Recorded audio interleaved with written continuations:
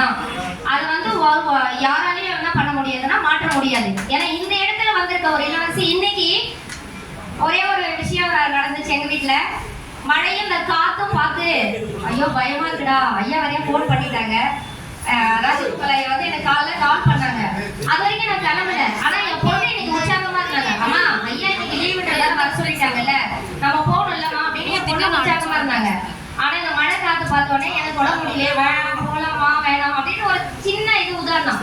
ஆனா ஒரு ஆண், அதாவது ஐயா கிட்ட இருந்து எனக்கு ஒரு சின்ன கால் வந்தது. இதுக்கப்புறம் நம்ம நிக்க கூடாதுன்னு ஜஸ்ட் ஒரு ½ அன் ஹவர்ல ஒரு பொண்ணை ரெடி பண்ணி நாங்களும் ரெடி ஆயிட்டு அந்த இடத்துக்கு ரீச் ஆயிட்டோம். அந்த ஒரு திறமை வந்து எல்லாருக்கிட்டையும் இருக்காது.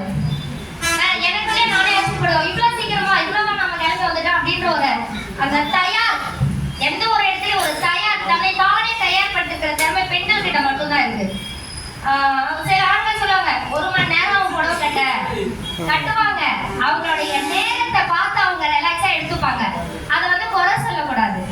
பெண்கள் வந்து ஒவ்வொரு இடத்துலயும் வந்து அவங்க என்ன குறை சொல்லலாம்னு நினைக்கிற ஆண்கள் மத்தியில குறையே கண்டுபிடிக்க தேவையில்லை. எல்லாமே நல்லதா நீங்க ஒரு மோட்டிவேஷன் பண்ணி பாருங்க.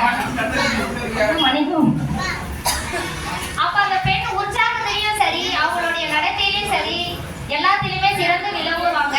நாட்டுல ஒவ்வொரு பெண்ணும் இன்னைக்கு இத்தனை பெண்கள் கூடி இருக்கிறோம். ஆனா ஏதோ ஒரு இடத்துல ஏதோ ஒரு நிமிஷம் இந்த நொடியில ஒரு பெண்ணுக்கு ஒரு ஆபத்துல இருக்காங்க. அது நம்மளால கண்டுபிடிக்க முடியாது. ஆனா நடக்குது.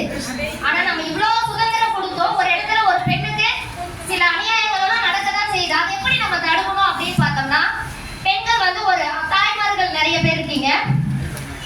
ஒரு பெண்ணை நம்ம 2 குழந்தை இருக்கு, ஒரு பெண்ணை எப்படி வளர்க்கணும்ன்றத நம்ம சொல்லி தரோம்.